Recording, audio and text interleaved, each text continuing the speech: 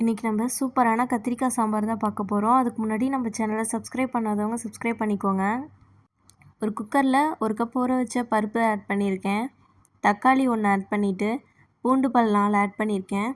1 cup தண்ணி ஊற்றிக்கலாம். இதுலேயே 1 ஸ்பூன் ஆயில் ஊற்றிட்டு மஞ்சத்தூள் கொஞ்சம் ஆட் பண்ணி குக்கரில் மூடி ஒரு 4 விசில் விட்டு எடுத்துக்கலாம்.